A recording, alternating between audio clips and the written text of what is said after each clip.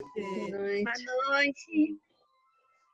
Olá, tem um bocado de gente bacana, gente que eu conheço, gente que não conheço. Adalberto, você está na praia, ou o quê? Nem os coqueiros para lá e para cá. Ai, que maravilha, Adalberto, que maravilha. Pois é. Ai, que bênção. Esse é o nosso Ceará, Ceará também maravilhoso, né? É. Ai, que ótimo. A Praia do Morro Branco. Praia do Morro Branco, oh, maravilha. Vai falando aí, Adalberto, para a gente ver essa maravilha. Hein? Fala aí, Adalberto, Praia do Morro Branco, deixa a gente ver, porque agora eu ampliei a sua imagem. Pronto. A Praia do Morro Branco fica aqui a 80 quilômetros de Fortaleza, né? Só para dar inveja quem está longe do Ceará, para quando terminar a pandemia, vocês puderem vir para cá. Não, do jeito que você está, o astro das lives, conseguir você para cá foi uma saga. Olha, conseguir você para cá foi uma saga, Adalberto. É porque à noite eu não gosto de trabalhar à noite. À noite eu acordo cedo e durmo cedo. Então, depois para dormir, né? Ele disse, olha, Rose, as nossas conferências aqui são às quartas, às 20 horas. Aí ele disse, Rose, 8 horas da noite eu já estou dormindo. Eu não posso na quarta e eu não posso também às 20 horas. Então, a gente colocou na terça, hoje, e colocou às 18 horas. E você está aqui. Estamos quase com a sala lotada. Só falta 15 pessoas entrar já já. Mas vamos lá. Bem-vindos todos. Eu gostaria que todos vocês fechassem o seu áudio, tá bom? Tem muitos microfones abertos. A gente fica escutando, vendo a sua história, a sua conversa paralela aí, tá bom? Espere um pouquinho. Fecha. Regina, estou ouvindo aí tudo, Regina. Rose, eu acho que o Cláudio vai conseguir passar daqui para o Facebook e o Instagram. Ótimo, maravilhoso. Nós vamos preencher aí. Gravando toda essa... Nós vamos gravar toda a nossa conversa hoje. Nós estaremos também disponibilizando para o Instituto, no nosso YouTube do Instituto Militão, tá bom? Para nós será uma honra. Você vai lá, aproveita e se inscreve, que a gente... Não, ô Ivelise, deixa o joinha. Um beijo para mim, outro para Adalberto. Ok, queridos. Adalberto, me dá mais um minutinho, porque nós estamos com muitas pessoas chegando ainda. Não nacional. Estamos admitindo. Vou sair também? É de lá. Ainda falta 3 minutos ainda. Exatamente. Deixa carregado, não, porque está esquentando. Deixa eu só ver se a gente está admitindo. Pode. Ok.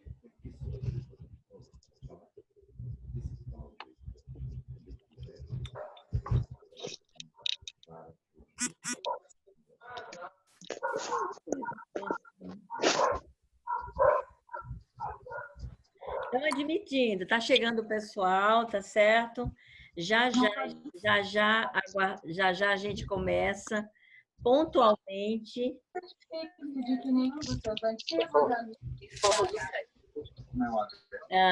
Cláudio, cadê você?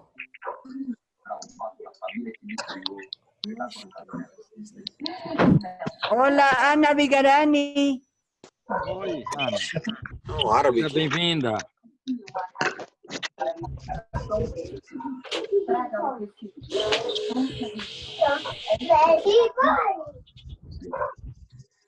Desliguem o seu tá certo?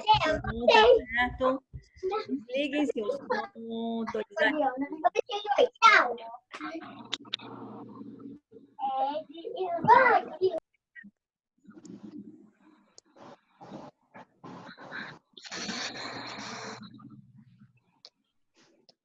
Ok, está quase fechando a nossa sala.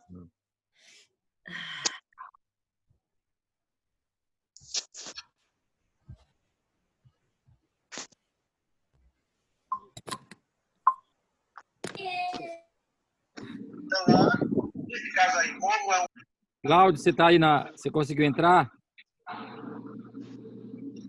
Cláudio? Ok, cadê o Cláudio? Pessoal, olá, boa noite. Estamos na pontualidade, estamos aqui. O Adalberto vai conseguir dormir hoje às 20 horas, hein, Adalberto? Querido, quando passar tudo isso, eu vou passar um final de semana aí com você, eu, Albi, nesse seu lugar maravilhoso. Doida para ser sua aluna, passar aí um tempo fazendo essas coisas maravilhosas com você. Muito bem, nossa sala, nós já estamos com 100 pessoas. Nós agradecemos a todos vocês por estarem aqui.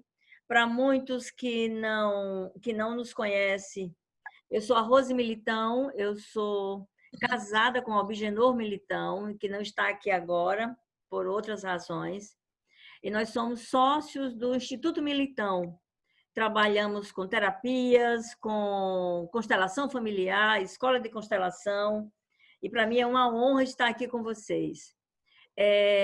Esse Zoom, isso que nós estamos, esse movimento todo lindo e maravilhoso, que estamos empreendendo ao longo desse momento, dessa pandemia, desse isolamento social, nós passamos a fazer algumas conferências. E por que não em lives? Por que não abertas? Porque aqui a gente coloca pessoas que estejam verdadeiramente interessadas nos temas. E para nós é uma grande honra, um privilégio ter você conosco. Estará sendo gravada todo esse encontro nosso e a partir de amanhã nós já colocaremos no YouTube. Você vai lá, você aproveita e se inscreve, seja nosso parceiro de caminhada, nosso parceiro de anunciar essas coisas boas todas, tá certo? Muito obrigada por que você veio. Ok, deixa eu ver agora, todos vocês. E agora, eu quero mesmo que você desative o seu som, por gentileza. Ah, meu Deus, não fiz aquele som. Todos, desativem o seu som, por gentileza.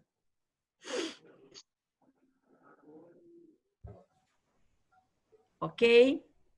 Aí, quando você for falar, porque se eu desativar aqui, quando você for falar, aí você não vai conseguir. Então, você desativa, vai ter um momento de perguntas, vai ter um momento de respostas. Como acontecerá? Adalberto, você fica com a gente aqui quanto tempo? 1h30. Então, De 6 olha às só, 7h30. até às 19h30 temos muita coisa para falar. Nós somos aqui de Fortaleza, Adalberto já esteve conosco lá no Instituto Militão, fez o lançamento do livro, Quando a Boca Cala, os Órgãos Falam. Depois o outro livro, não foi, Adalberto?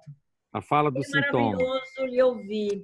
Você sabe aquela pessoa que você, quando você escuta ela, você sabe sim, dá uma cosquinha na sua barriga de tão gostoso que é?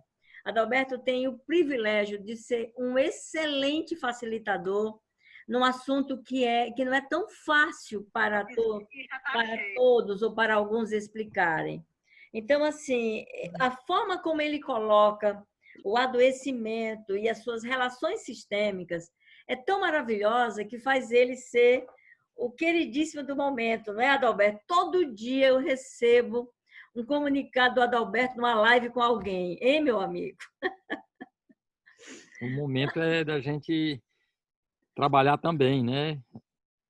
O Brasil, o mundo está passando por um momento que nós que somos cuidadores temos que estar atentos, cuidando, despertando a esperança, porque realmente nós estamos vivendo um momento de crise, né? E nessas crises, as bases da vida são mexidas, né? Quando a gente vive uma situação de crise, tanto as forças do amor, o Eros, como a da morte, o Thanatos, vem todo à tona, né? Vem o positivo e o negativo. E a gente precisa ter a tranquilidade, a serenidade para saber deixa a tempestade passar, né? Exatamente. Depois, calma. E a nossa função é quase, como cuidadores, nesses momentos de desesperança, de fazer as pessoas entenderem o ditado que eu sempre digo, que é uma águia, um pássaro pousado em um galho, não tem medo que o galho quebre, porque a sua força e a sua esperança, a sua confiança não está no galho, mas nas suas asas para voar. Então, em momentos como esse de crise, tem muitos galhos quebrando. Eu perdi o emprego, é o galho do emprego que pegou, é o galho de alguém que partiu, né? Se os galhos podem quebrar, mas a minha força está dentro de cada um de nós, nas nossas asas para voar, para continuar, e não ficar botando a nossa esperança e o nosso futuro em cima de galhos, sejam eles, Exatamente. sejam galhos políticos, sejam galhos do que for. A nossa esperança tem que estar dentro da gente, né? Eu amei Acreditar o no que você homem. está dizendo. Eu convivo com muitos alunos, com muitas pessoas. Eu atendo muitas pessoas, sou psicóloga, eu tenho uma clínica psicológica e eu estou fazendo esse trabalho de forma virtual, como acho que a grande maioria dos colegas, mas é impressionante a ênfase no galho. É impressionante a ênfase naquilo que faltou, que vai faltar. E O que pode quebrar. o galho quebrou, vai quebrar, como é que fica? E principalmente, Adalberto, a ênfase é na zona de conforto. Ela foi mexida, ela não volta mais. E a questão que se coloca aqui, será que o mundo vai voltar a ser como antes? Óbvio que não, porque não é possível que a gente volte a ser como antes, né? Tem Tem que ser perdas e melhor. ganhos, mas seremos muito melhores. Eu me sinto uma pessoa, estava dizendo isso para alguém hoje, uma pessoa muito melhor. Com todas as mudanças que provocaram na minha vida, eu digo, caramba, nós não estaríamos aqui, Adalberto. Eu estou com gente de muitos lugares. Se nós não fôssemos, se não fosse por conta desse momento tão delicado e tão especial. Sim, o galho quebrou, mas outros galhos brotam e aí a gente vai olhar para outras possibilidades, porque é exatamente isso. A força não está no galho, mas no pássaro. A força está aí. E eu gosto muito dessa reinvenção e vai acontecer muito mais, muito mais. Muito bem, eu quero dar uma olhadinha na galeria. Você me dá mais 5 minutinhos antes de começarmos. Eu quero só saber quem é de fora, tá certo? Os que estão de Fortaleza, só coloca um joinha assim, ó, ou levanta a mão para a gente poder dar uma olhada em todos os de Fortaleza. Cadê você? Os de Fortaleza, muita gente de Fortaleza. Ok, Edline, muita gente de Fortaleza levantando a mão. Ok, Ivelise, nós estamos com 4 salas aqui, olhando para todos vocês, Michele, muitos de Fortaleza. E aqui nós temos pessoas de São Paulo, cadê os de São Paulo, de Goiás, temos pessoas, olá, de Brasília, de Pernambuco, vai colocando aí no chat. Candeias, Bahia, de onde mais você é? Deixa eu ver. Estou vendo aqui que tem gente da Bolívia. De Paris, eu estou vendo aqui. Eu tenho mais quem? Vai colocando.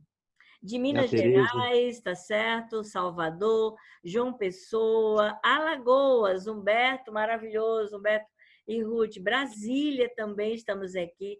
Rio de Janeiro, Belo Horizonte, Goiânia, Minas Gerais, Belo Horizonte, estamos aqui, BH, Muriá, não sei de onde é Muriá, Curitiba, ok, quem mais? Quem mais? De onde você é? Bahia, mais Salvador, obrigada pela oportunidade, obrigada pelo privilégio de você estar aqui. Porto Alegre, olá Porto Alegre, bem-vindos. Temos mais Bahia, temos mais João Pessoa, maravilhoso, Minas Gerais, mais João Pessoa, Paraíba, mais Paraíba, Belo Horizonte, Salvador, Salvador, muito maravilhoso. Muito obrigada porque você veio, porque está aqui para um aprendizado fantástico. Gente, como nós poderíamos ter vocês de tantos lugares diferentes se não fosse por aqui? E é interessante que a ênfase do nosso negócio lá no Instituto Militão sempre foi presencial. E eis que esse novo se abre, não só para nós mantermos o presencial, como nós fazermos coisas aqui, onde a sala agora virtual ela é infinita. Como eu poderia ter pessoas de Paris, do Rio de Janeiro, de Alagoas, de Porto Alegre, de tantos lugares. Só aqui, através dessas infinitas possibilidades. Obrigada de novo. Então, vamos lá. No livro do Adalberto, esse livro aqui fantástico, viu, Adalberto? Você conhece esse livro, Adalberto? Sim. Meu amigo, eu vou lhe dizer uma coisa. Sabe quando eu vi esse livro, quando eu tive acesso a ele? Eu tenho 2 netos, uma netinha de 7 anos e um netinho de 2 anos e meio. E no dia que a minha filha estava para parir, o Pedro, eu saí na carreira, sabe aquele frenesi? Eu saí na carreira, eu e o Albi, eu estava muito rouca, garganta inflamada, e o Albi me deu uma pastilha. Só que a pastilha ela tinha um componente extremamente alérgico que eu começo a ficar com o rosto completamente inchado. E aí, quando eu chego no hospital, na maternidade, eu já estava com tanta alergia que eu corri eu fui para a emergência e lá na médica que ela estava me prescrevendo antialérgico, eu tinha que tomar na veia e foi uma loucura total. Eu vi na sala dela esse livro. Eu digo, quando a boca cala, os órgãos falam, Adalberto Barreto. Eu disse, não, eu vou levá-lo, esse livro vai ser lançado lá no Instituto Militão. E foi assim que nós nos aproximamos, foi assim que aconteceu há 2 anos e meio atrás, quando eu coloquei na minha cabeça que eu iria me aproximar desse cara, né? E aí ele diz... o meu marido está dizendo que com a permissão dele. E ele diz que a enfermidade pode ser entendida como um grito de alerta. É o corpo fazendo um apelo para que nossos comportamentos, atitudes e valores sejam vistos e revistos. E com isso possamos ter uma vida mais autônoma e geradora de saúde.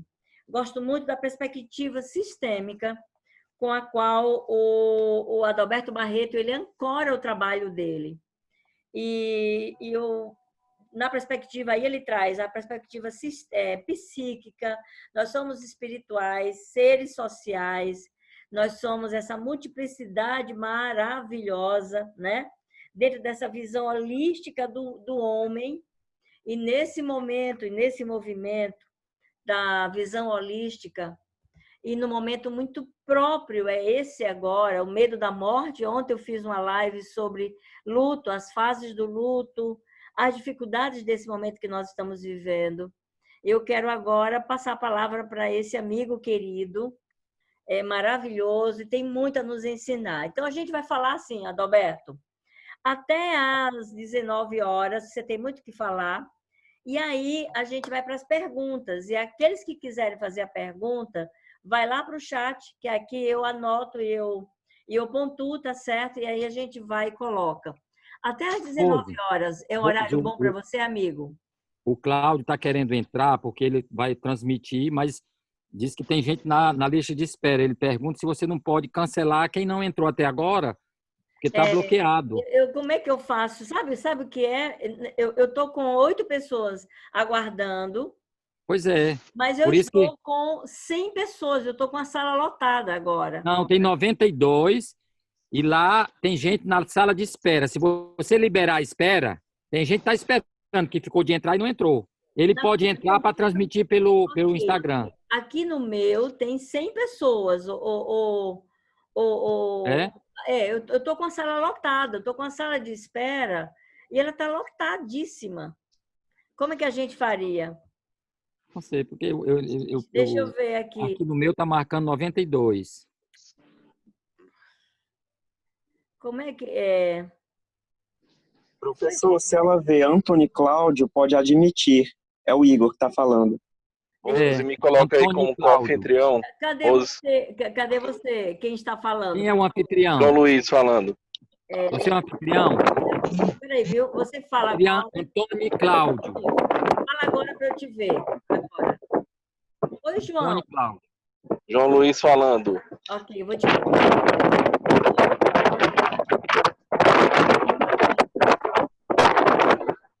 Tem lá escrito Antônio com Y, Antônio Cláudio. É só aceitar. Ele está na sala de espera.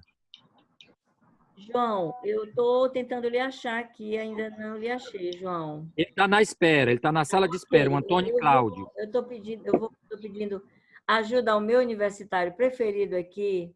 Cadê você, João? Não estou lhe vendo. Eu tô aqui, tenta me achar aí. João, cadê você? Tô aqui dentro do carro. Ah, você está no carro. Ele está na primeira tela. Ele está na primeira sala, o João. João Luiz Bezerra, né? É. Ok, achei você, Isso. João. Ok, perfeito. Muito bom. Exatamente. Ok, a gente vai resolver isso aqui, viu? E Antônio Cláudio, ele já está na lista de espera lá, na sala de espera. Ok, João, agora você me ajuda. Sim, Aí você só um coloca minutinho. na minha sala aqui, no meu número, aqui no meu computador, eu tenho 100 pessoas, eu estou cheio, tá lotado. Aí, João, vê Tá. o que você faz. Tá, eu já adicionei aqui o Antônio Cláudio. Pronto. Deixa eu ver se ele entra aqui. E aí eu tento Antônio admitir Cláudio. os outros. João, como é que a gente faria para nós fazermos essa transmissão pelo Instagram agora? Ele sabe, o Cláudio sabe fazer. Pronto. Instagram do Instituto Militão, eu já dizer sim. Você pode fazer pelo... também, João. No momento eu não tenho nem como ajudar, mas que eu tô dentro do carro aqui, voltando para casa. Já foi admitido, já entrou o... Tá, todo mundo já foi admitido aqui. Cláudio, você entrou? Oi, Cláudio. O Cláudio entrou, João? Sim. Só falta ele falar agora. Cláudio. Todos os que estavam na sala de espera foram admitidos. Não, mas não era todos, era o Cláudio. Não, eu sei, eu coloquei ele primeiro. Foi? Agora está 100. Pronto, João. A gente só precisa saber cadê o Cláudio. No limbo. Peraí, viu, gente? A gente se resolve já. Se comunicar, professor. É Igor que está falando. Ele está conectando o áudio dele, viu? Eu já estou vendo ele na sala. Isso, exatamente. Ele tá, na listagem ele aparece lá embaixo. Então vamos começar, então. Pronto, está entregue. Ok, então, João, você vai continuar como co-anfitrião, João? Sim, sim. Eu fico aqui, só vou desligar o áudio. Você faz uma coisa para mim? Você está no carro e você volta, você chega que horas em casa? Como é que você está? Eu estou aqui mais uns 15 minutos. Ok, então quando você chegar, você me avisa. Tá. Caso vocês tenham as perguntas, vocês colocam no chat. Eu pontuo aqui. Quando você tiver ok, você me fala. Ok, João? Tá bom, ok, tranquilo. Adalberto, com você agora, querido. Ok. Então, boa noite a todos. Então, a proposta é a gente conversar um pouco sobre saúde, fora do esquema clássico de patologias, de bioquímicas e tudo mais. Então, era a gente tentar entender sintomas, né? Então, você tem um modelo biomédico e você tem um outro modelo que eu poderia chamar de holístico oriental. No modelo biomédico, a origem da doença, ela segue uma biológica, ou seja, uma lógica do micro-organismo, da vida. Ou seja, ela está ligado a esses micro-organismos ou a um terreno genético que predispõe a determinada doença, seja de forma congênita ou adquirida. Esse é o do modelo biomédico, né? Na origem da doença tem a inflamação, toda infecção tem uma inflamação, a inflamação tem um germe, compete ao médico identificar e, eu diria, matá-lo, né? Destruir, dar o antibiótico. Mas você tem um outro modelo, que é o modelo mais holístico, oriental, onde o sintoma, a doença, é considerada como um distúrbio energético. Ela não é vista como tendo a origem um micro-organismo, um vírus, uma bactéria. É um distúrbio energético que vem alertar o homem dos obstáculos que devem ser superados no caminho da vida. Então, é mais do que um problema ligado ao biológico, às células, ao micro-organismo, ao corpo humano. Aqui engloba o corpo social, o corpo, vamos dizer assim, cósmico, de uma certa forma. Então, tem essa visão mais abrangente. Então, nessa perspectiva, todo sintoma, uma dor de cabeça, uma depressão, o que for, não é apenas a expressão de uma disfunção orgânica. Ela pode ser também, geralmente a expressão de uma disfunção relacional. Então, você pode ter, que a gente fala das psicossomáticas, né? De uma doença que tem a ver, da expressão de uma dor que tem a ver com o emocional. Então, a nossa proposta é articular essas duas leituras de forma complementar, que não são excludentes uma da outra. E eu acho que, nesse sentido, é bom para a gente compreender a vida humana. Então, não se trata de substituir um saber por outros, né? Mas de agregar valor. Tem a leitura biológica, que é corretíssima, e que nós médicos trabalhamos, mas tem outras visões. Um ponto de vista é apenas a vista de um ponto. Então, numa perspectiva sistêmica, todo sintoma tem valor de comunicação. É como a luzinha do carro que acende. Quando a luzinha começa a acender, ela está comunicando o quê? Está comunicando ou que o combustível está se acabando, está na reserva, ou a bateria não está gerando, ou o carro está esquentando. Ela assinala alguma coisa. Se você fizer a boa leitura, a luzinha se apaga. O Jung ele dizia, aquilo que eu resisto persiste, né? E aquilo que eu compreendo desaparece, a luzinha apaga. Então, o sintoma, como as palavras, né, eles têm vários sentidos. Trata-se, portanto, de uma comunicação cheia de sutilidades e conectadas com um contexto sócio-histórico e cultural preciso. Então, para eu fazer essa decodificação, eu preciso conversar, contextualizar, né? O Václavic diz, um fenômeno torna-se incompreensível enquanto o campo de observação não for suficientemente amplo para que nele esteja incluído o contexto. Então, é contextualizar, fazer perguntas. Então, do mesmo jeito que uma palavra, para ser entendida, ela precisa do contexto da frase, um sintoma, para ser decodificado e entendido, ele precisa estar ligado ao contexto em que vivemos. Quando uma pessoa diz, eu estou com a dor nas cadeiras, quer dizer, cadeira é uma coisa de madeira para a gente sentar, mas onde é? Nas cruzes. Ah, está falando da coluna. Então, a frase é que vai dar o contexto, é que vai dar o sentido daquele sintoma, né?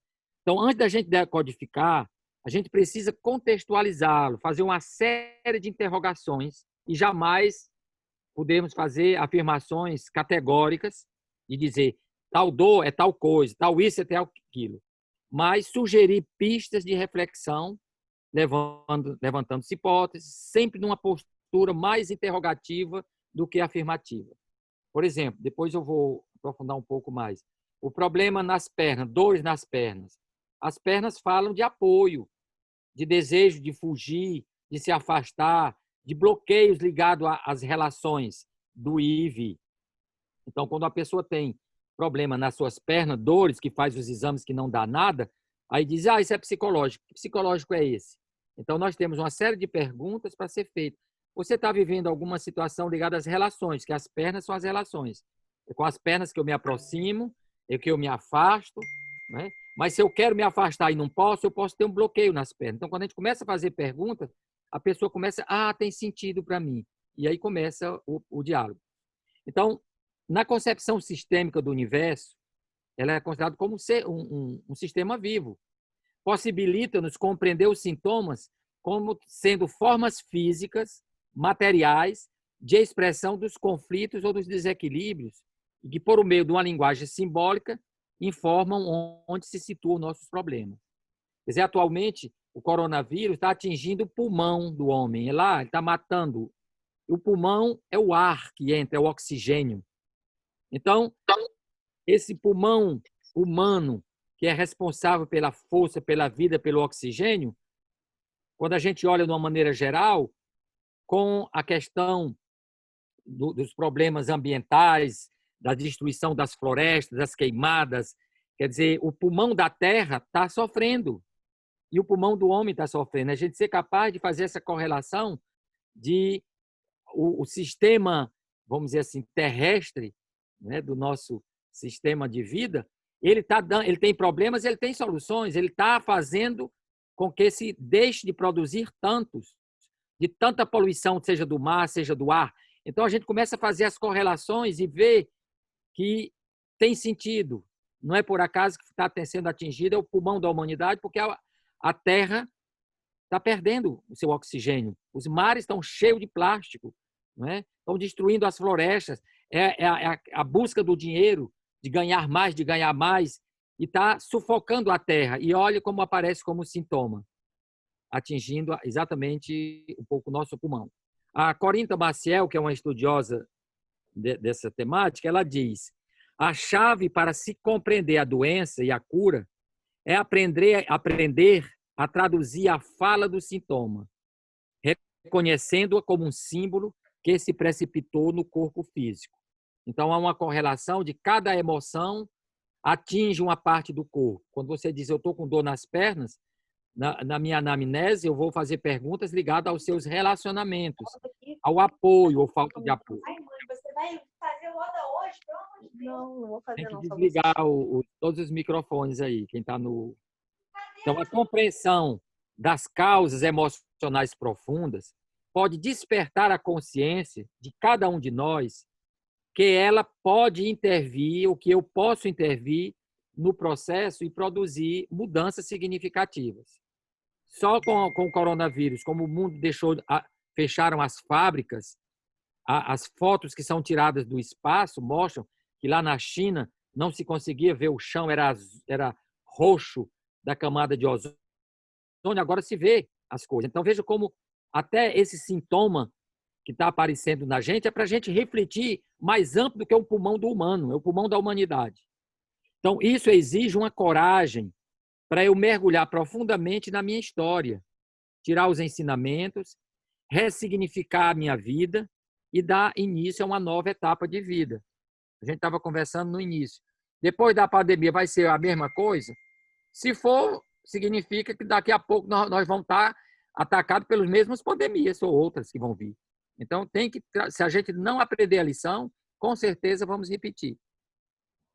Nessa perspectiva, não se trata de eliminar o sintoma, de arranjar um remédio para curar, mas oferecer a cada um de nós elementos que suscitem a reflexão que vai dar sentido ao seu sofrimento ou ao sofrimento do planeta, sempre ligado ao contexto histórico, familiar e social. Cada pessoa tem seu itinerário de vida específico, veio do sertão, tem toda a sua tradição. E é somente neste contexto que a decodificação dos sintomas passa a ter sentido. Então, nesse sentido, o sintoma é a expressão visível de um processo invisível. Né? Por exemplo, muitas pessoas que têm um problema como é que chama? A labirintite. Eu estou com labirintite. Claro que precisa tomar medicação do ponto de vista médico, mas na psicoterapia, quando a pessoa me diz isso, eu pergunto, o que é que anda lhe desequilibrando? O que é que faz com que você esteja perdendo o equilíbrio? É a dificuldade de dizer não? Às vezes até brinco de ser devota de São Cristóvão, porque São Cristóvão era aquele que carregava Deus, o menino Jesus, com o mundo nas costas. Né? Então, a pessoa começa, é porque eu estou assumindo. Então, quando eu começo, que eu entendi a mensagem, a minha vida muda. Daqui a pouco eu não preciso mais da medicação. Então, os sintomas são mensagens do nosso não consciente. São mensagens codificadas e cheias de simbolismos. Por isso que a gente precisa entender o simbolismo para fazer essa decodificação. Então, é no corpo físico que se materializa as mais diversas formas de sofrimento psíquico. É tanto que nós temos aquele ditado que diz: quando a boca cala, os órgãos falam. Quando a boca fala, os órgãos saram. Então, os sintomas são mensagens do nosso não consciente, cheia de simbolismo, e compete a nós tentar decodificar para entender que mensagem nos está sendo transmitida. Então, a minha proposta é auxiliar as pessoas a decodificar esse lado oculto, essas mensagens inconscientes expressas no seu próprio corpo. Então, através de um diálogo muito mais interrogativo do que afirmativo, a pessoa passa a refletir sobre o sentido do sofrimento corporal, do seu contexto relacional e existencial. Eu me lembro que lá, antes da pandemia, uma senhora lá no Projeto Quatro Varas, ela veio participar da roda e do nosso Cuidando do Cuidador. Ela devia ter uns 30 e pouco, 38 anos, algo assim. E ela disse, eu estou com um câncer muito perigoso no ânus. E o médico disse que é maligno. Claro, ela já estava fazendo o tratamento dela lá. Quando ela falou da decodificação, quer dizer, quando você elimina sangue nas fezes ou tem uma ferida ou algo no ânus, nos fala da dificuldade de você se desapegar de alguém que está sendo muito doloroso. E eu fiz uma única pergunta. Eu disse, a senhora está tendo alguma dificuldade, está doendo muito se afastar de alguém? Aí ela disse, sim, eu tenho uma filha única e ela casou e vai morar no sul. Olha que é nesse contexto que aparece o câncer no ânus. Claro que ela tem que continuar a fazer o tratamento dela, né? com o médico, tomar os remédios, mas quando ela começa a entender, ela precisa fazer também um trabalho na mente dela, de dizer, olha isso, eu tenho que trabalhar mais o desapego. Eu criei essa filha única, me agarrei demais a ela e agora está na hora de eu fazer toda uma mudança. Então, o corpo material, nosso corpo físico, ele é o palco em que as imagens da consciência se esforçam por se expressar. Então, é no corpo que se materializa as mais diversas formas de sofrimento psíquico, que a gente precisa saber, né? Nós sabemos que a tristeza, depois nós vamos ver isso, ataca os pulmões. Se você está com problema pulmonar, que luto você está fazendo, que tristeza você está passando. Então, uma perturbação ou desequilíbrio na mente, no nosso inconsciente, se manifesta como um sintoma corporal. Portanto, ele é uma mensagem que está lá. Então, e a gente encontra isso na literatura mundial. Tem uma citação do Shakespeare aqui de Macbeth, no ato 4 da cena 3, que ele diz, dê palavra à dor. A dor que não fala sussurra ao coração sobrecarregado e ordena que ele se quebre. Tem uma outra expressão que diz, a palavra que não se exprime pela boca se imprime no corpo. Então, a gente vê em todas as culturas esse apelo a olhar o sintoma como também tendo valor de comunicação. Claro que tem um componente biológico que tem que ser as respostas propícias, mas tem outras leituras possíveis.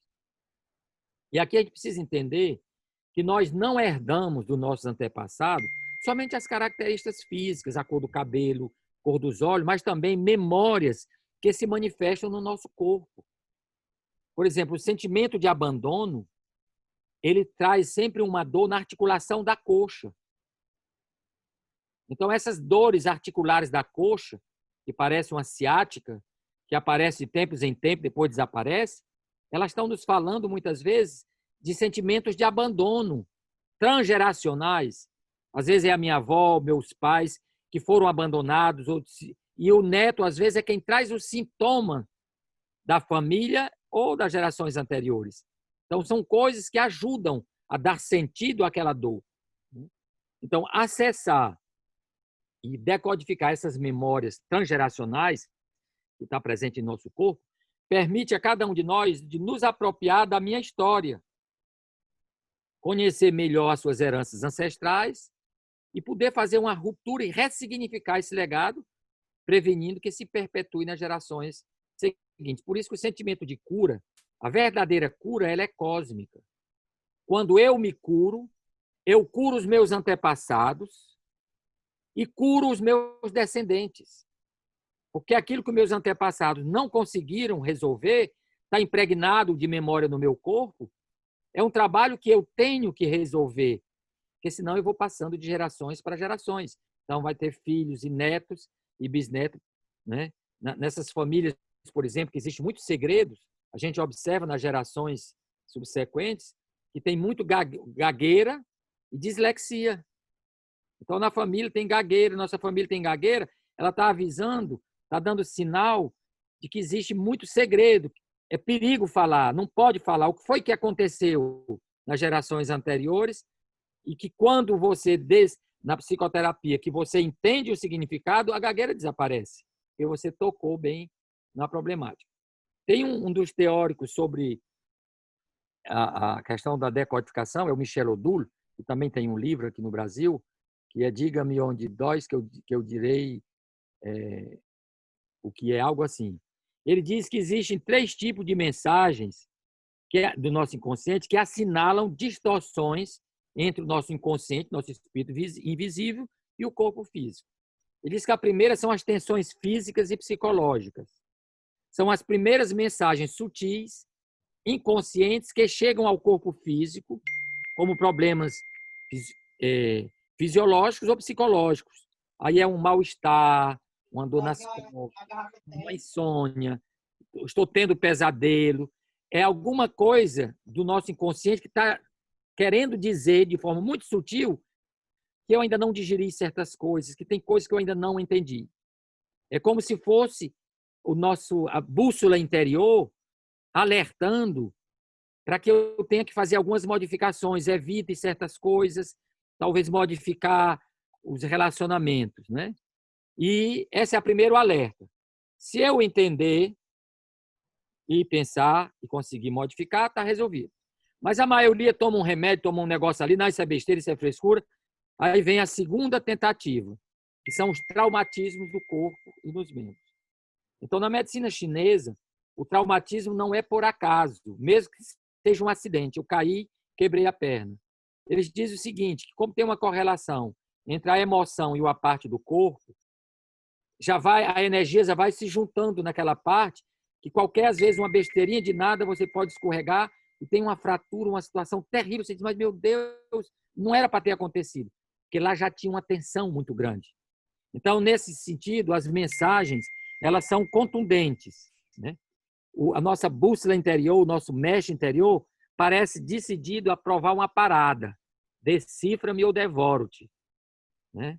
Ela grita, bate com força, obrigando uma parada momentânea, como para assinalar riscos de conduta. O coronavírus veio e obrigou todo mundo a ficar dentro de casa. A gente já não aguenta mais, o tempo está passando e a perspectiva ainda é de uma segunda rebordosa que venha. Quer dizer, veja como é interessante. A gente tem que decodificar e entender para não poder sair dessa situação. Então, esses traumatismos são também meio de liberação de energias tensionais reprimidas. Daí porque todo traumatismo, na perspectiva da medicina chinesa, como fraturas, entosses, elas devem ser vistas nesta perspectiva de mensagens codificadas e evacuação de tensões, né?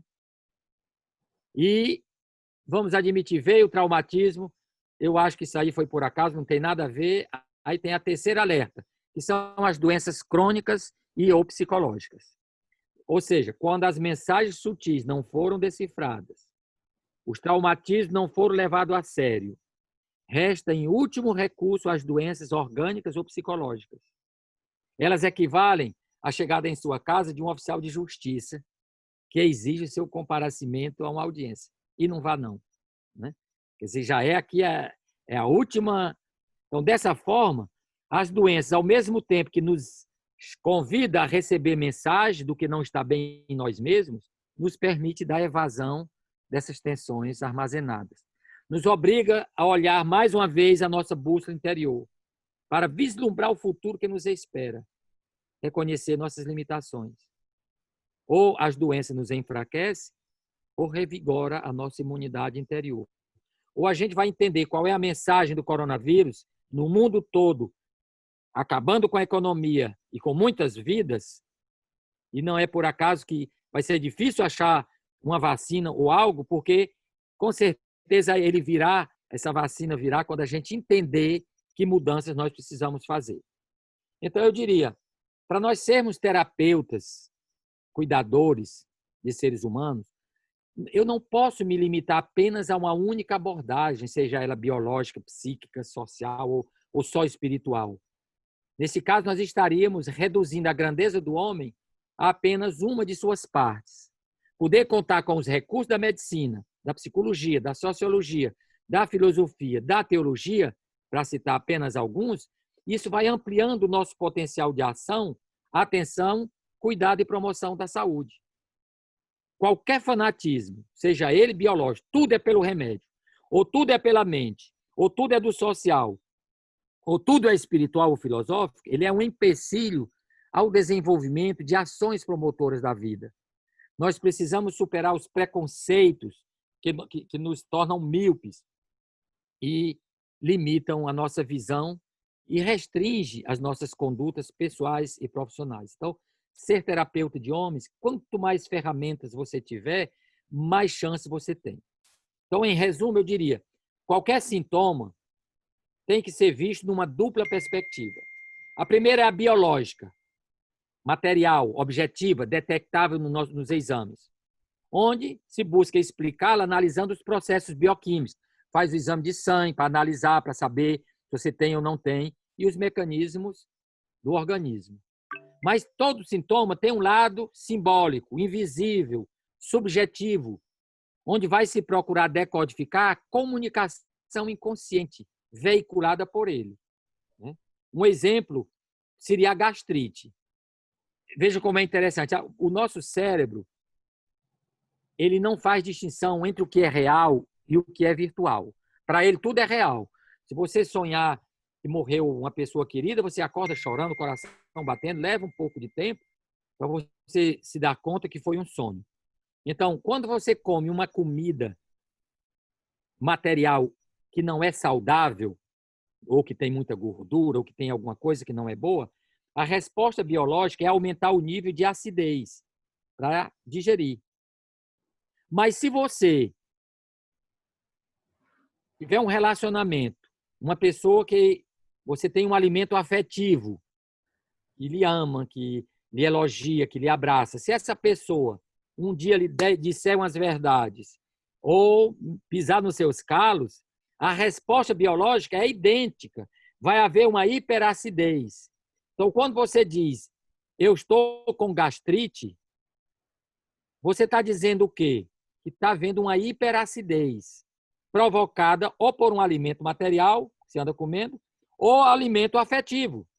Muitas vezes, nós médicos, nós só olhamos para o lado material, aí diz, não tome café com farinha, evite comer isso, evite comer aquilo. Claro que, como médico, a gente vai prescrever a medicação para baixar, reduzir a produção do ácido. E você, claro, artificialmente tá, mas se deixa de tomar, volta. Então, eu, como médico, prescrevo a medicação, mas vou também conversar sobre essa acidez que é provocada pelo alimento afetivo insano. É engraçado que muitas vezes eu pergunto, a senhora é casada? Ela diz, antes não fosse.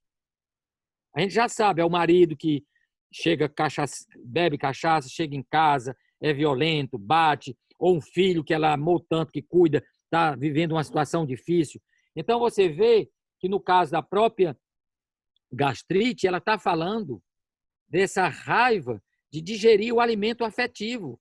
Então, se eu vou ao médico, estou tomando o meu remédio para baixar, e eu sei que essa outra parte só eu posso fazer, eu tenho que rever meus relacionamentos. A relação com o meu filho não pode ser desse jeito. Eu me doando e recebendo pisoteados, recebendo isso e aquilo. E essa parte eu posso fazer.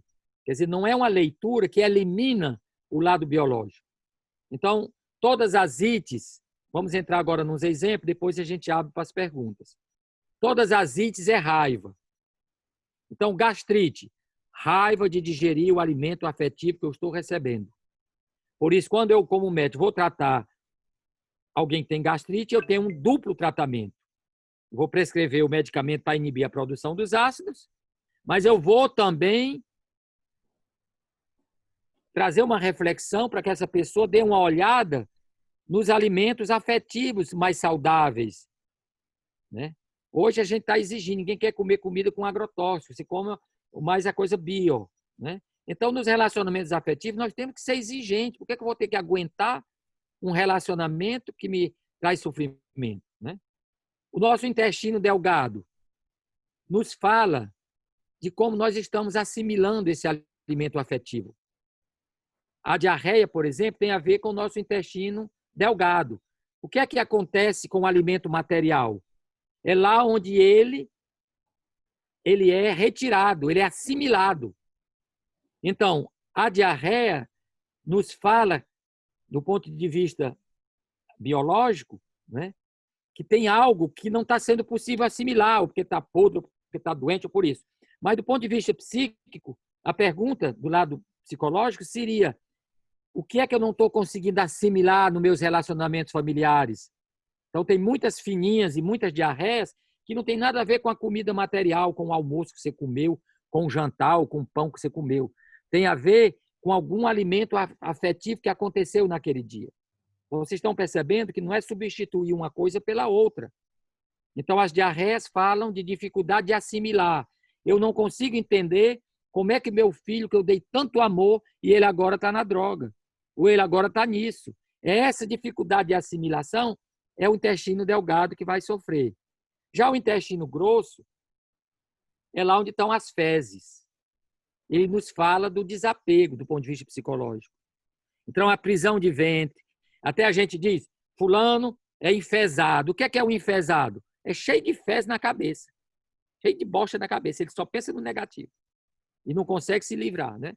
São esses acúmulos de ideias negativas, raivas, invejas, acumuladas ao longo da vida. Então, ele tem dificuldade de eliminar, de defecar. O que precisa ser trabalhado é o desapego, né? Então, esses seriam alguns elementos. O seio da mulher é o seio que serve para cuidar dos outros e cuidar dela. Quando uma mulher cuida demasiado de alguém, superprotege e se esquece de si, é neste contexto que aparecem os cânceres de mama. Eu não posso fazer nada contra o remédio. É os médicos que vão dizer que remédio eu vou fazer para trabalhar meu câncer. Mas o que esse câncer, se foi produzido pela minha preocupação excessiva, se eu não mexer nessa preocupação excessiva, vai aparecer de novo em outro canto, né? Os pulmões. Os pulmões é a sede da tristeza. São os meus bloqueios, os meus lutos inacabados. Então, os problemas respiratórios nos falam de uma dificuldade de nos proteger das agressões externas. É como se a gente estivesse encolhido ali, se protegendo. Pode também assinalar que andamos guardando alguma tristeza, algum luto que não foi realizado. Nós sabemos agora, com o coronavírus, muitas famílias não puderam chorar os seus mortos, não fizeram o luto. Então, se imagina que tem muita tristeza, que os pulmões, mesmo depois do coronavírus, já estão fragilizados e ainda está também bloqueado. Então, essas pessoas que têm muita depressão, geralmente têm problema de respiração. Ele vive no passado e teme o futuro. Não consegue viver no presente. Não consegue viver no aqui e agora, porque é prisioneiro do passado ou do futuro. Ora, o passado não existe mais, o futuro ainda não existe, só tem o presente. Quando a gente vem para o presente, a gente sabe o que fazer. Uma outra, por exemplo, como a hérnia de disco. A hérnia de disco nos fala de tensões emocionais fortíssimas. Quando a pessoa tem está numa crise, ela está dizendo, olha, eu estou vivendo uma tensão lá em casa, está tão grande, aconteceu isso, aconteceu aquilo. E a gente que trabalha na psicologia vai fazer perguntas ligadas a essa parte oculta. Você está vivendo alguma tensão? Você teve alguma perda importante que servia de apoio? Perdi. Você está vendo a correlação? Perdeu o apoio, a coluna está sofrendo. Ou está vivendo um sentimento de traição ou abandono? Um sentimento de se sentir prisioneiro de alguém ou de alguma situação? Então, nós temos uma série de perguntas que vai ajudar a você que está lendo o livro ou a você que é terapeuta de fazer para o seu paciente. E ali, a partir dali, um diálogo e a consciência. Uma outra questão muito forte é a questão dos ouvidos. Otite, né? Todas as ites é raiva. Então, otite é raiva de escutar o que eu não estou querendo escutar, o que eu não aguento mais escutar. Então, aqui nós temos várias perguntas. O que é que eu não estou querendo ouvir do meu interior? Por que estou querendo romper o contato comigo mesmo, com o outro e com o mundo? Será que o que eu ouço não corresponde ao que eu queria ouvir? O que é que eu estou ouvindo que está me incomodando tanto e por quê? Então, aí com 5, 6, 7 questões, as pessoas começam a dizer, tem sentido isso. E à medida que a gente vai entendendo os nossos sintomas, né? E por aí vai. Nós temos a questão dos ombros, as nossas responsabilidades. Então, dor nos ombros ou nas costas são pessoas que estão carregando fardos muito grandes. As dores articulares, geralmente são gritos das pessoas solitárias, isoladas e com grande dificuldade de adaptação ao novo, ao diferente, né? E convida a gente refletir sobre o medo de tomar decisões, de avançar na vida ou mudar de direção. Então, hoje tivemos uma roda de terapia online, onde uma senhora que estava fazendo, está se aposentando, era professora durante 25 anos e agora vai para a aposentadoria. Ela estava arrumando os cadernos, limpando as coisas lá e travou as costas. Pronto, ficou sem poder fazer nada. Na roda ela falou disso, é exatamente agora como é que vai ser esse novo ciclo, será que vai dar certo, né? Então, por aí temos várias outras questões que eu talvez pudesse parar por aqui, para que fosse uma coisa mais dialógica, que a gente pudesse mais conversar, ver as perguntas que vocês querem fazer. Quanto tempo já foi? Eu não estava contando aqui. 51 minutos. Então, se tem pergunta, eu não sei. Vocês escreveram no chat alguma pergunta? Oi, Adalberto. Olá. Cadê você? Estou aqui. Cadê você? Deixa eu lhe ver. Assim, tem algumas perguntas aqui, tá certo? Que eu vou colocar para você, tá bom? Certo. Vamos lá. A TT, alguém falou e essa pessoa não se identificou sobre o câncer de mama. O que quer dizer, você já falou um pouco sobre isso, mas você quer aprofundar um pouco mais? Principalmente, né, são tantas mulheres com câncer de mama, acho que foi a Janaína, então. Janaína, você pode falar? Não é a Janaína é hipotiroidismo, mas... Não, Janaína sou eu falei do câncer de mama. Foi ok, Foi. Janaína, cadê você? Pronto, você quer com falar... você ou com alguém que você conhece? Não, é alguém que eu conheço. Na verdade, já são duas pessoas, duas grandes amigas que me procuraram, né? Eu sou consteladora e elas vêm trazendo essa história do câncer de mama. É direita ou esquerda? Ou você não... Tem uma que é direito, a outra eu não sei. Geralmente, a lateralidade trazem algumas indicações. Por exemplo, o câncer o peito, ele é o único órgão que quem tem não usa. Você não pode mamar em você. Ele serve para o outro. Você cuida do neném, você cuida do outro. Então, a pessoa quando tem câncer, geralmente são mulheres, porque existem a mulher e a mãe. Quando a mulher fica eclipsada, ela só é um peito que alimenta, que dá de mamar, que se preocupa excessivamente com os outros, já tem um primeiro desequilíbrio. É como se ela fosse apenas uma doadora, aquelas mamas italianas, que só tem peito para alimentar. Venham todos, né? Esse é um aspecto. A outra questão é fazer ela refletir o que é que ela fez da mulher, que só virou mãe, só virou peito. Se ela está se descuidando de si, né? Eu já tive experiência até com um homem, foi até em Brasília. Ele estava com um câncer no peito. Um senhor, um pai de 40 e tantos anos. Eu sempre faço, na psicoterapia, a primeira pergunta que eu faço a quem vem com câncer de mama é: quem do seu relacionamento está sendo doloroso alimentar ou você não gostaria mais de alimentar, você arrependeu de alimentar?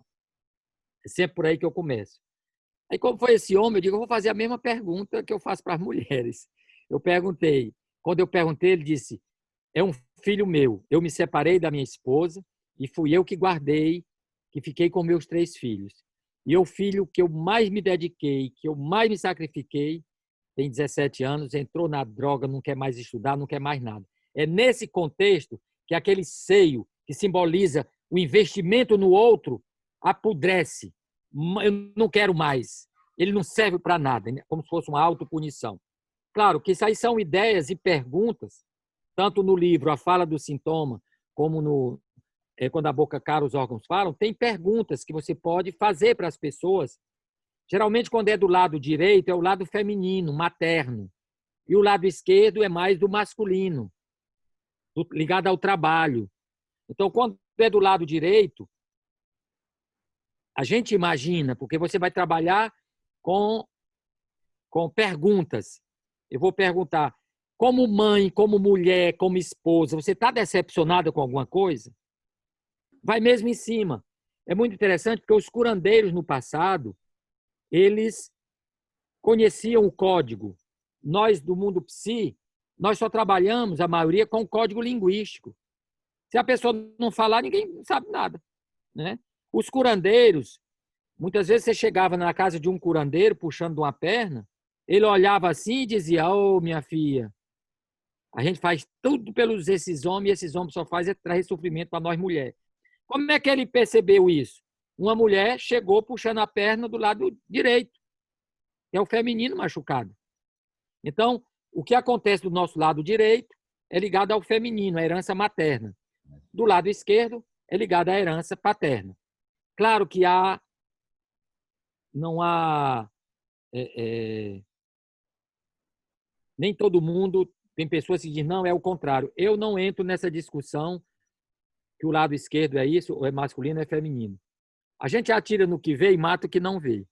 Se eu vejo que a pessoa tem no lado direito, eu imagino que é materno. Aí eu pergunto, tem alguém? Ela diz, não, é com meu marido, então fale.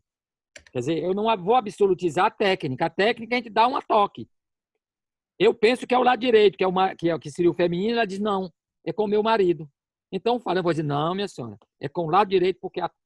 Então essas informações que nós temos, que vêm da transmissão cultural, não existe a verdade, existem várias leituras possíveis. Ok.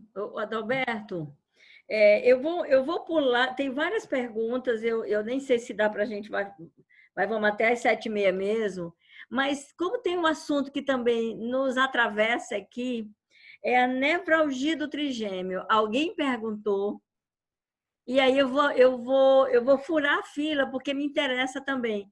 Eu tenho alguém muito Veja próximo. o que tem mais, não vá pela sua curiosidade, não.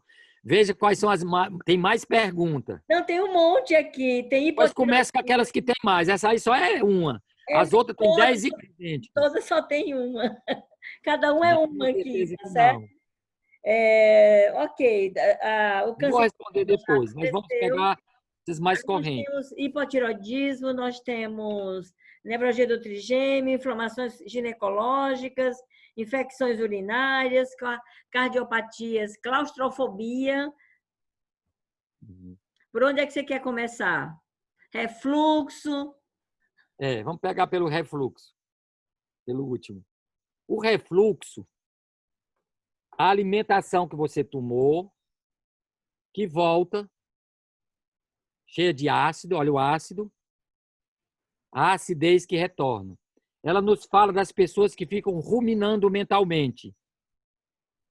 Então, como o alimento afetivo, mas meu filho fazia aquilo comigo, logo meu filho, é como se a comida que ela comeu, como o nosso cérebro não faz distinção entre a comida material e a comida afetiva, tudo que é ligado à comida tem o mesmo trajeto. Quando eu estou mal diante de alguém, que a gente dá vontade de vomitar, não é? Você vomita, olha, quando aquela criatura disse aquilo, me deu ânsia de vômito. É eu eliminando, não é a comida que eu comi material do arroz, do feijão ainda agora. É que aquela alimentação, talvez afetiva, eu fui ferida naquilo que me é caro, no que me alimenta. É muito interessante. Por exemplo, se eu tenho na minha alimentação, eu perdi uma pessoa muito querida, que me alimentava afetivamente. Me telefona, me faz tudo aquilo que eu preciso. Ela morreu ou viajou. O cérebro, a luzinha começa a acender. Está faltando comida. Está faltando alimento. Está faltando alimento. Aí eu começo a comer.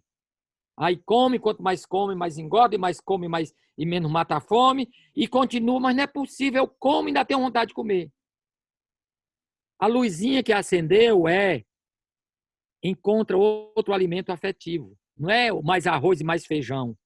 Por isso que é muito comum, depois de um luto, de você perder alguém muito querido, as pessoas ou começarem a comer demais ou não querem mais comer, né?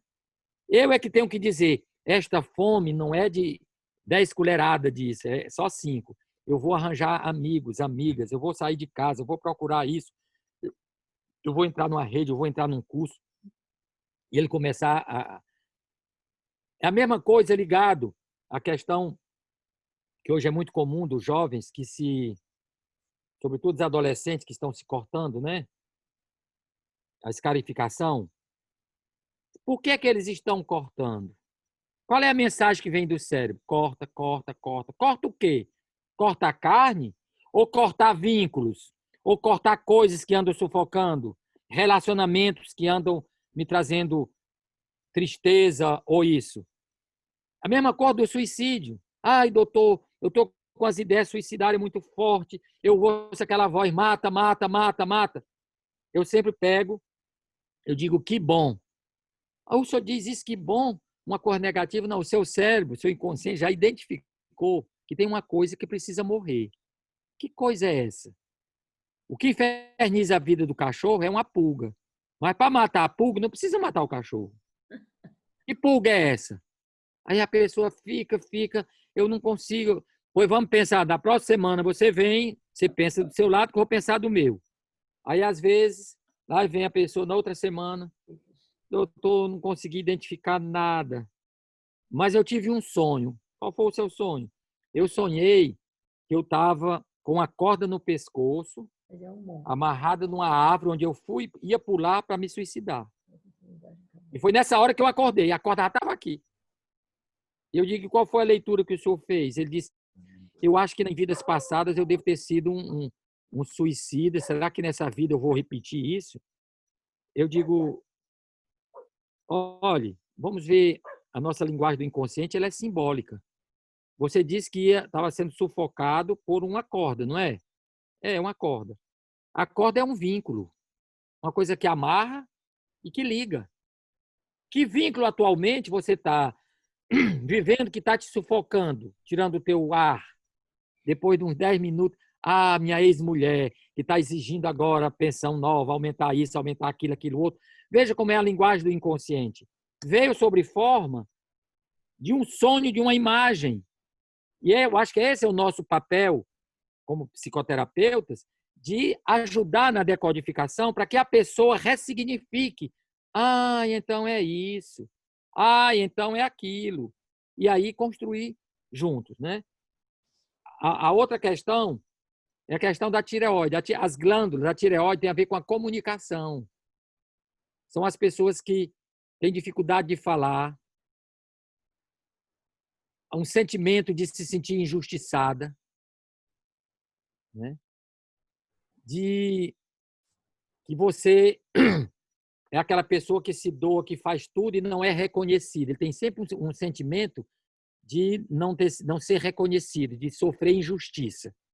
Mas há uma questão da fala, né?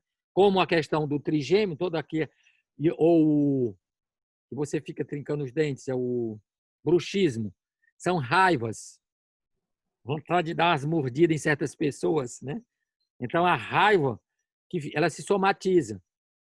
Eu posso não ter consciência que tenho raiva, mas se eu tenho rinite, todas essas ites que eu possa ter são raivas que foram somatizadas. Quando eu trabalho a emoção da raiva, elas tendem a desaparecer.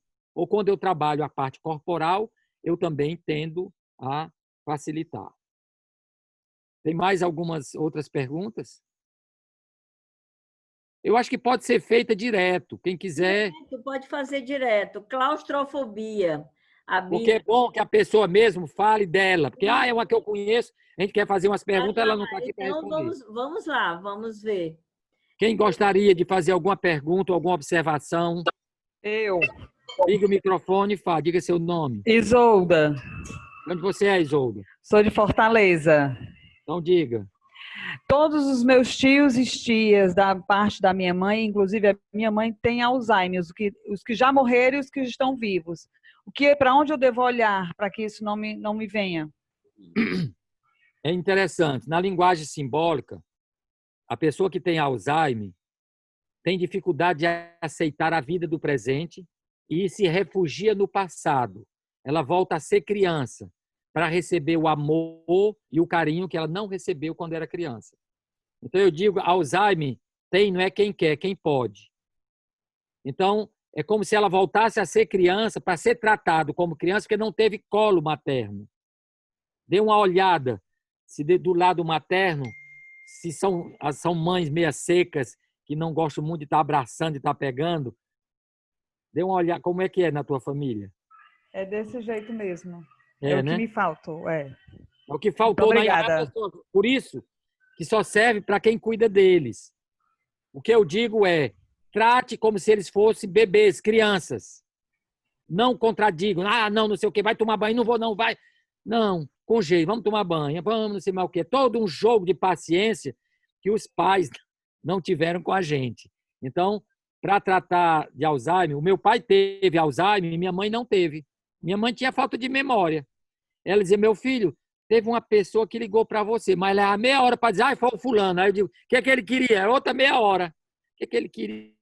Era isso. Então, quem tem Alzheimer esquece e esqueceu o que esqueceu. Quem esqueceu não tem Alzheimer, porque lembrou de novo e repetiu. Então, minha mãe teve muito carinho. Foi criado. Meu pai foi criado, não teve carinho nem do pai nem da mãe. Foram criados em um hotel onde moravam muitas famílias e não tinha a família. E aí eu passei a entender também isso. Então, quer contratar alguém para cuidar de alguém que tem Alzheimer, não vai contratar um brutamonte que obriga a força, dá banho à força, faz é piorar. Então, quando você pega alguém que é mais carinhoso, que trata como se fosse uma criança, dá um banho, perfuma, dá um cheiro, quem chega e diz, olha como ele está bonito, olha como ele está lindo, olha como ele está cheiroso, fica naquele estado de graça que é uma maravilha. Doutor Alberto, meu nome é Humberto, eu sou de Alagoas e gostaria de saber, eu sinto muito cansado, o síndrome das pernas cansadas. Até quando deito, as pernas ficam cansadas. Gostaria que o senhor falasse um pouco. As suas pernas é batata das pernas ou é coxa? Batata das pernas. É a caminhada do presente.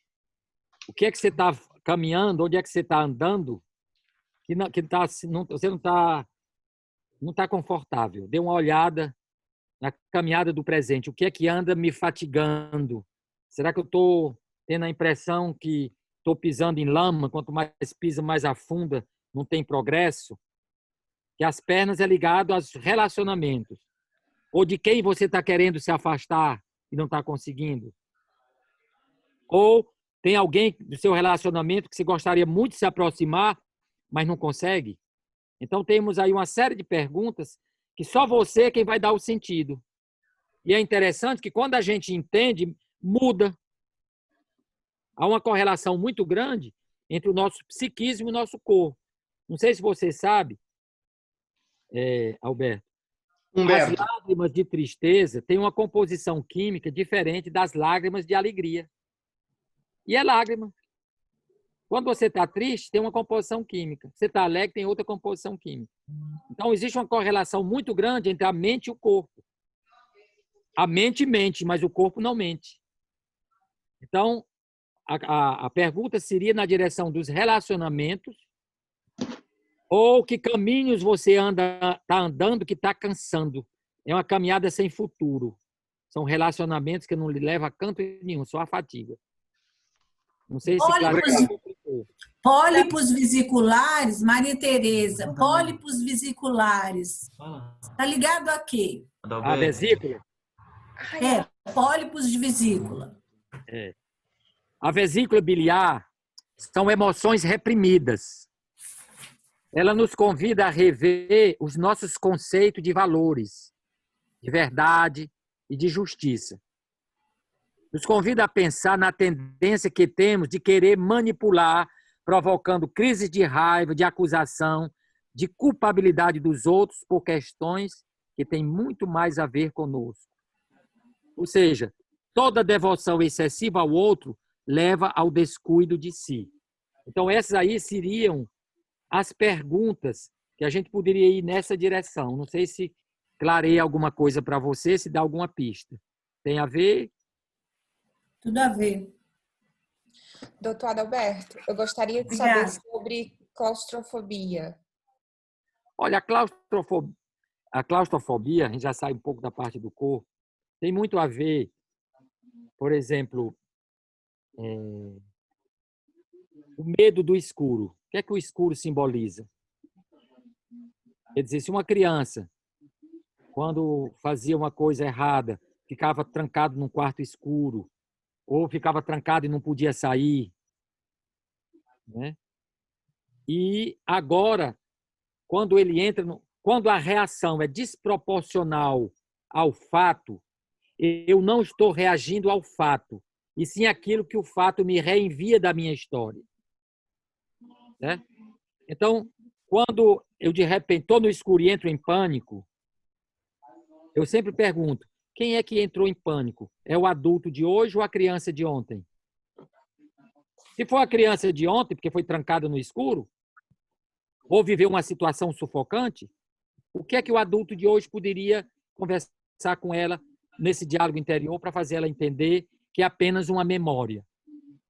Eu acho que essa é uma das melhores formas, é de lembrar, é apenas uma memória. Está tudo bem. Nós temos 3 cérebros: o reptiliano, o límbico, que são das emoções, e o neocórtex, que é o que pensa, que dá sentido, que raciocina. Então, os nossos sintomas vêm dos 2 primeiros cérebros. E aqui é o nosso cérebro neocórtex que vai dialogar para ressignificar o que é que está acontecendo, o que foi que houve, né? Eu me lembro, por exemplo, de um curso que nós estávamos dando e tinha uma religiosa do Pará que ela tinha síndrome do pânico.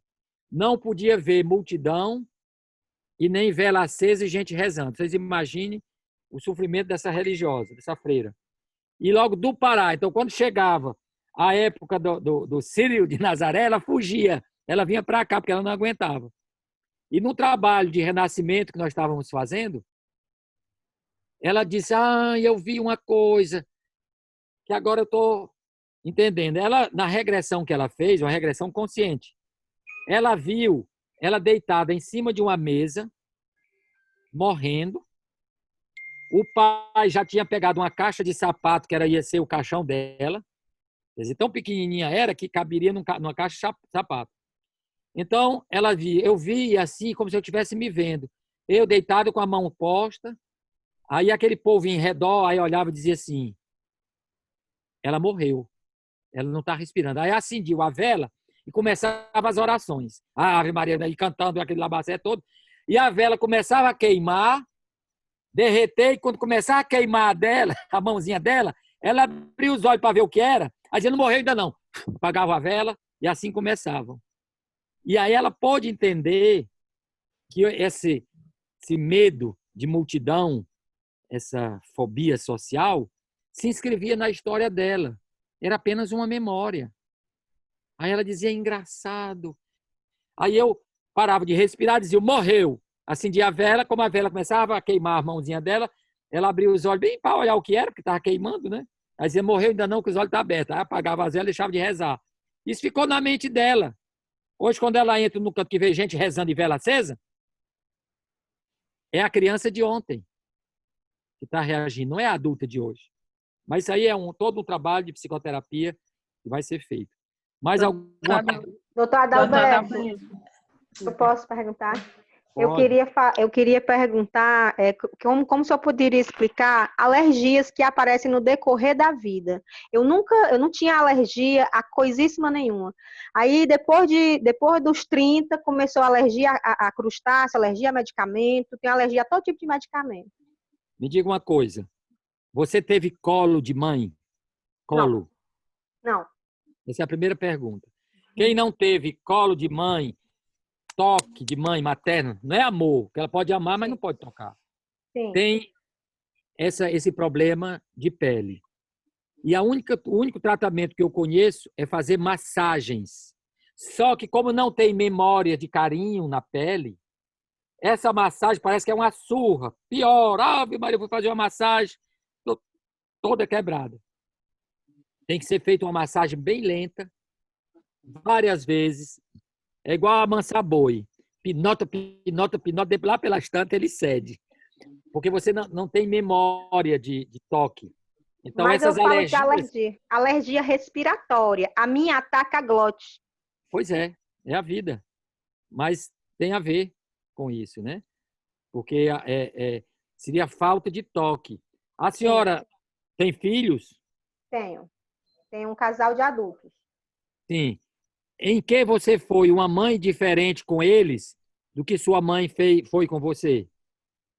Eu procurei ser, assim, dar mais atenção, procurei ser mais presente, bem mais presente, mas a questão do toque também é um fator muito dificultante na nossa relação. É tanto que eles me cobram até hoje com relação a isso. Eu tenho muita Por isso que dificuldade. vai a herança transgeracional. Então, eles têm problema de pele? Não. Não, mas são alérgicos, todos dois. São alérgicos também. Então tem esse componente aí psicológico, não é? Que é Verdade. dar o direito de tocar, de receber massagem, mesmo que eu não não gosto de massagem, porque precisa. Teve uma época que tinha muitas mães que também não tocavam nos seus filhos, que eles tinham alergia, e na época muitos pediatras prescreviam uma pomada de água, que não tinha nada dentro. Dizia, olha, mãe, você passa várias vezes, bem devagarzinho. É um remédio para ele ficar bom. Porque se você for dizer para a mãe, você tem que dar, não, mas eu já dou. Então, o que ela passava, aquela pasta de água, era mais efeito placebo, era mais para ela tocar no filho, para a criança se aquietar mais, e não passar agoniado, né? Sim. Obrigada, doutor. Muito a gliose. Como? A gliose, pequenas falhas. Não chega a ser AVC, mas é pequenas falhas. Já fiz uma tomografia e deu pequenas falhas. Gliose, que o médico chamou. Aonde? No cérebro? Na cabeça. Mas não é aquela... O que você fez? O que você estava sentindo? Eu fiz a ressonância, né? Mas suspeita de quê? Não, eu estava sentindo um pouco de dor de cabeça. E aí eu fui para o neurologista e fiz essa tomografia, ressonância. Sim. Me diga uma coisa, você é uma pessoa muito racional, muito exigente. Sou estressada. Mas não diga estressado, quer resolver as coisas com a razão. Você também tem dor na nuca? Tensão na nuca? Não. Só na cabeça mesmo? Você se dá o direito de receber carinho, de receber um cuidado, ou você está mais pensando nos outros do que em você mesmo? Sou mais de cuidar dos outros. Eu trabalho com crianças com deficiência, então eu cuido todo dia dos outros. Uhum. Mas deixa ser cuidada? Mas... Ou ainda não apareceu? Ou ainda não apareceu? Pouco. O quê? Não, eu sou marido. Não, eu sou... sim. Não, eu sou casado. Mas, assim, eu sou mais de cuidar também. Pois é, mas... Do filho e tudo. Como é que você pode receber, se você aparece como uma fortuna, as pessoas olham, não, ela não precisa não, olha como ela é forte. Então, às vezes, a gente tem que mostrar a fragilidade para poder receber, porque o marido também quer ajudar quando sente que você está precisando dele. Se você aparece como autossuficiente, ele diz, não, essa não precisa de mim, não, essa não precisa de mãe, e você termina ficando na solidão. Mais alguma coisa? Doutor Alberto. Eu queria perguntar, doutor Alberto. Como? Criança que nasce com o pescoço mole, que é preciso fazer tratamento vários tempos para poder endurecer o pescoço. Vem de quê? Mas é problema ósseo? Você sabe dizer se é problema ósseo? Articular? Não, é problema no... O pescoço mole, não é problema ósseo, é problema mesmo, não sei. Foi uma mãe que me procurou e disse que o filho dela, ele que tem problema até hoje, ela sempre acha que é dessa história do pescoço dele que foi mole por muito tempo. Paralisia cerebral, né? Quase um ano ele não segurava o pescocinho. Sim, aí tem que ver, porque às vezes tem certas doenças, porque pode ser física, como pode ser as crianças que por exemplo, agora com a chikungunya, muitas das crianças que nasceram não tem controle nas juntas, tem que saber um pouco, tem que conhecer um pouco para a gente ver. Certo. É rapidinho, uma pergunta que eu gostaria de fazer. Boa noite, lembranças da Bahia, Adalberto. Sim. Você estava falando das pernas e eu lembrei dos meus calcanhares, Adalberto. Tem tempos que mais doem os calcanhares, viu? O calcanhar é que impulsiona a caminhada da vida. Então, observe que quando eles doem, é que você é o corpo avisando para você ir mais devagar na decisão que tomou. Vá devagar. Muito obrigada. Já fez sentido, já. Para ir mais devagar nas opções. Muito obrigada. Pessoal, se vocês, no final, eu vou dar aqui o endereço, eu vou começar a fazer um curso online de 40 horas, 2 horas semanais. Depois vocês vão pegar o endereço, se vocês quiserem, se inscrever. Vai ser um curso online, a primeira etapa, e o segundo momento, ele vai ser presencial, aqui no Ceará, para aqueles que podem vir para trabalhar já mais essa parte vivencial. Eu acho que ela está tentando abrir ali no WhatsApp. Isso. Vocês anotem e perguntem. Já vai começar agora em julho. Nós vamos fazer no dia 27 uma live assim, aberta ao grupo, e as pessoas já vão se inscrevendo, porque só tem 100 vagas. Está visualizado, pessoal? Todos visualizando? Não dá para ler, não. Não está dando para Tem que abrir. Tem que abrir. Ele tá bem pequenininho. Tem que clicar em cima dele. Cancela o compartilhamento, abre o arquivo e depois compartilha de novo só a foto. Melhorou agora? Não tá. Veja o que o Cláudio está dizendo aí, que ele já trabalha nisso. Veja de novo, Cláudio. Pronto, era só cancelar o compartilhamento e agora abre de novo só o arquivo já aberto, a foto aberta. Compartilha só a foto aberta.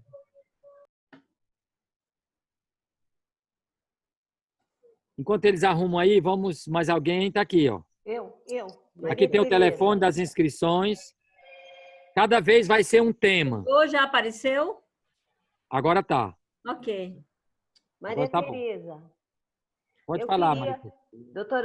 doutora Adalberto, eu queria que o senhor falasse um pouquinho de retenção de líquido. A retenção, ela tem varizes nas pernas, não? Não, tem problemas circulatórios decorrentes de um acidente. Sim. O aparelho circulatório, nós temos as artérias e as veias. As artérias é o sangue oxigenado e as veias trazem o sangue sujo. Quando a pessoa tem essa retenção, que ele volta menos, nos fala de pessoas que se sacrificam muito pelos outros e não recebem o reconhecimento que merecem. Veja se tem sentido para essa pessoa. É alguém que se doa, que se doou excessivamente aos demais, mas é meio solitária, não tem agradecimento, não tem retorno. Dê uma olhada se faz sentido. Sim. Aí, o retorno, você vê como é interessante. Não é uma ciência matemática, mas quando aquela senhora vem com as varizes ou com o problema de retenção, com o retorno, olha o que é que ela está dizendo da vida dela. Minhas veias, minhas penas. Na cultura se diz, minhas veias, minhas penas. Claro que como médico eu vou tratar com remédio, mas o que ela precisa falar, ela precisa chorar, ela precisa dizer, meu Deus, então eu tenho o direito de ser feliz. E tem gente que leva uma vida baseada no seguinte, eu sou amada pelo que eu faço e não pelo que eu sou. Então se dedicam demasiado e terminam se esquecendo. Aí chega um momento que ela não pode mais dar, porque envelheceu ou porque teve um acidente, para ela perdeu a alegria de viver. Ela já está... É como se ela não se desse o direito de ter prazer. Baseado naquela filosofia que o outro é mais importante do que eu. Porque se o outro é mais importante do que eu apenas só servo e escravo do outro. Certo. Ora, o outro é tão importante quanto eu. Para poder amar o outro como a mim mesmo. Eu tenho que ser justo. Né? Certo. Obrigada. Professor. Diga. Pode falar. Não persistir. Persistir. Você já vai com a expressão? Não tô... Quem é que está falando? Não estou ouvindo direito. Posso perguntar, professor Adalberto? Pode. E tinha uma pessoa falando. Juscelia aqui. Professor, no caso de mulheres entre 30 e 40 anos, que já fizeram alguma prática corporal, tipo dança, e que apresentam quadros de fibromialgia. Muitas delas acham que que vão ter que conviver com isso para o resto da vida. É nessa perspectiva mesmo que se caminha? A fibromialgia, ela é uma afecção do músculo, da musculatura. O músculo é aquele que age, que faz. Então, a fibromialgia, simbolicamente, você tem o nervo e a bainha de mielina que vai enrolando, não é isso? Nós temos o nervo e a bainha da mielina vai enrolando. Então, quando a bainha da mielina, começa a se dissolver, o nervo fica à flor da pele, tudo dói. Simbolicamente, está faltando doçura, está faltando mel na vida dessas mulheres ou desses homens. Basearam a vida no dever e no fazer, no sacrifício. Elas não conhecem o prazer. E o tratamento, além da parte medicamentosa, esta pessoa tem que voltar a aprender a ter prazer, a se dar o direito de ter prazer, alegria, de brincar com as crianças, se tiver filho, de sair desse negócio do dever. Para mim, a fibromialgia é uma espécie de greve muscular para dizer eu me recuso de continuar fazendo o que eu estou fazendo, que não tem futuro. É uma desistência. Eu sempre pergunto, desistiu de quê? O que é que você desistiu? Que você fazia, que você gostava e que agora, às vezes, tem que fazer 3, 4 vezes a mesma pergunta para a pessoa entender. Mas tem que trabalhar a doçura, o mel, o prazer. Porque aí, simbolicamente, se dá a resposta. Faz todo sentido, professor. Faz todo sentido. Simone de Goiás, eu queria perguntar sobre dores nas articulações. Ombros, junta da mão, joelho. A mamãe sente muitas dores assim, muitas. A articulação, as dores articulares, nos falam das pessoas solitárias, né? Isoladas. Geralmente, são pessoas que vivem muito separadas, né? Eu geralmente digo, as dores articulares, elas são o grito das pessoas solitárias, isoladas, com grande dificuldade de adaptação ao novo, ao diferente. E essas dores articulares, dependendo da parte, se é braço, se é perna, convidam-nos a refletir sobre o medo de tomar decisões, de avançar na vida ou mudar de direção. É nesse contexto que elas aparecem. Denunciam que estamos nos sentindo reféns de vivências traumáticas passadas que não admitimos rever. Às vezes a relação com o filho problemático, não sei mais o que, fica toda entrevada, como quem diz, eu não vou, eu não consigo me mexer, eu não consigo sair, mas não é mexer o corpo físico, é mexer a mente, de abrir, de reconhecer erros e mais ou menos isso. Professor, posso perguntar? Pode. É a última pergunta, que já são 7h30. Infecção urinária assintomática há anos. Não tem remédio que dê certo, eu tenho que ficar com a minha imunidade alta sempre. A bexiga, ela é para é onde você guarda as águas usadas, as memórias, velhas emoções que não foram devidamente evacuadas. Dê uma olhada nisso aí, né? Quer dizer, são lágrimas que estão saindo pelo lugar errado. Certo. É verdade. As lágrimas de tristeza têm que sair nos olhos, chorando, e não saem. Então, tenho dificuldade de chorar. Pois está chorando pelo lugar errado. Então tem que chorar no lugar certo. Ah, bom. Entendeu? Mas são velhas emoções guardadas, como se você tivesse vivido uma fase da vida de muitas emoções que você guardou, não botou para fora, não está saindo sob outra forma. Então eu tenho que trabalhar as emoções. As emoções são velhas emoções reprimidas. Tem que fazer todo o trabalho de chorar, de sorrir, de demonstrar as emoções, porque a urina também tem a ver com o medo. Quando você tem medo, você mija, você urina. Né?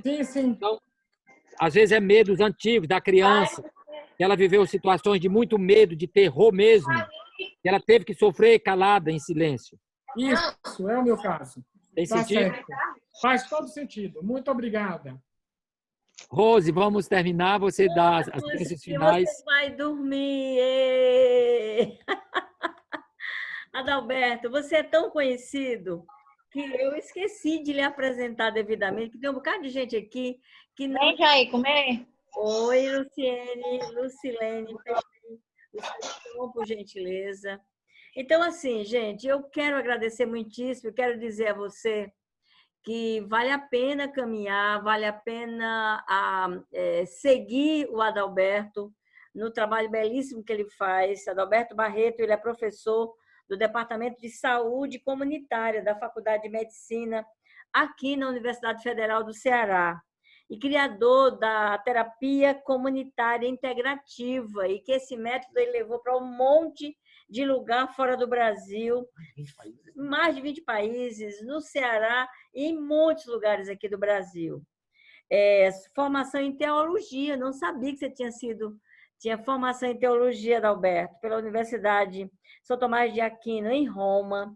Adalberto também doutorado em psiquiatria pela Universidade René Descartes, em Paris, e muitas coisas mais. Projeto de pesquisa de extensão, faz tanta coisa maravilhosa. Tudo isso começou aqui no Piramide. E eu acho, a coisa que eu mais admiro em você, eu acho que eu e muita gente que caminha contigo, Adalberto, é essa forma, essa linguagem que você traz, a forma como você decodifica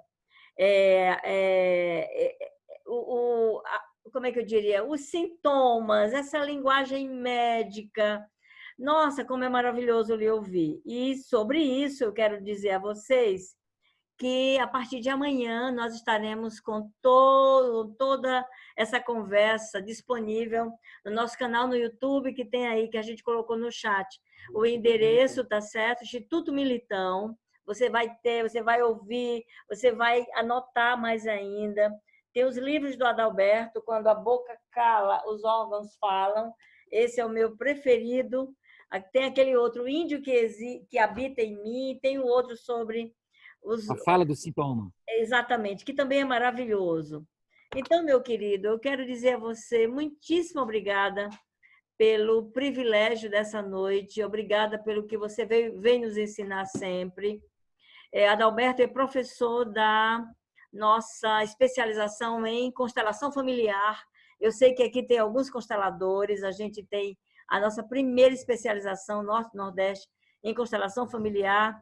Vai passar um final de semana com a gente, vai ser maravilhoso.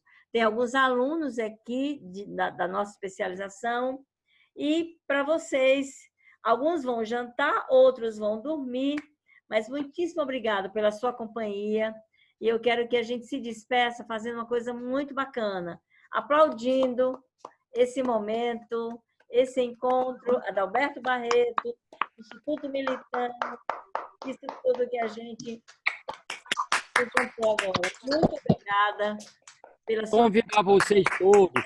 Nós estamos tendo rodas de terapia comunitária online. Todo dia tem. Hoje já fizemos... Essa aqui já é a 4ª vez que eu participo hoje. Por isso que à noite eu fico cansado. Então, vocês entram, tem online no Brasil todo. Então, você pode participar, tem de manhã, de tarde, de noite. São rodas de terapia comunitária online. É muito interessante vocês verem. Esse é um momento muito rico. Então, valeu, eu quero dizer também uma outra coisa, Adalberto. Nós temos aqui, eu sou fundadora da Escola de Constelação aqui no Ceará. Então, a gente tem formação em constelação, nós estamos abrindo aqui a 8ª turma e nós estamos abrindo uma turma de formação em constelação com estruturas. É fantástico. Então, entre em contato com a gente, pelas redes sociais, obviamente. E aí vai ser um prazer caminhar com você. Muito obrigada, meu querido. Obrigada a todos vocês. Eu vi aqui a Mônica. Não sei onde a Mônica está, hein? Eu vi Mônica comendo pipoca. Lindinha. Eu lhe vi aí. Uma amiga querida do coração. Obrigada a todos. Humberto também, que já soube agora das gratidão internas. Ok, querido. Gente de muitos lugares, muitíssimo obrigada pela companhia de vocês. A partir de amanhã, no nosso canal no YouTube, toda essa história, essa conversa estará disponível para vocês. Eu sei que muita gente ficou de fora, mas a partir de amanhã você vai ter a disponibilidade de acompanhar todo esse bate-papo sobre o adoecimento, sobre sintomas, sobre a linguagem... Constelação. Qual o seu contato para a constelação? Ah, tá, o meu contato para a constelação. Eu vou colocar agora no bate-papo, antes de encerrar, ok? Ok? Colocando aqui no bate-papo, contato para a constelação. Deixa eu abrir. Obrigada. Ok. Sim, colocar o contato, só um pouquinho. Constelação familiar e constelação com estrutura. É a segunda turma que a gente vai abrir constelação estrutural. E a 8ª turma que nós iremos abrir será híbrida, um pouco online, virtual, e a gente vai proporcionar uma maratona no último módulo de 5 dias aqui em Fortaleza. E os que vierem de fora vai ter a oportunidade de conhecer a nossa cidade linda. Ok? Rose, eu estou tentando, apanhando aqui no computador, mas eu adorei. Beijo. Beijo, querida. Ok. Eu estou apanhando aqui, não estou conseguindo... Não, o que é maravilhoso é que nós estamos como aprendizes, né? Nunca as redes sociais foram tão relevantes. Eu conversando aqui com a Albi, a gente falando assim, da necessidade de termos uma pessoa, assim, nós estamos trabalhando muito virtualmente, e as pessoas que nós tínhamos, ou que temos, não está dando conta, né, Albi? A gente precisa de uma pessoa para nos ajudar nas ferramentas aqui, porque é assoviando e chupando cana, viu, meu povo? Nós vamos disponibilizar informações sobre essas formações no canal do YouTube, justamente isso. Nessa gravação aí. Nessa gravação nós vamos disponibilizar sim, tá bom? Obrigada que você veio, um cheiro, um queijo para todo mundo. Tchau, Ana Vívia, Iris, Márcia, Laura, Graça, Fátima, Isolda, Ivelise, Tereza amada, beijo. Ai, Mônica, Gorete. Foi muito bom estar com vocês. Espero se encontrar em breve. Um abraço.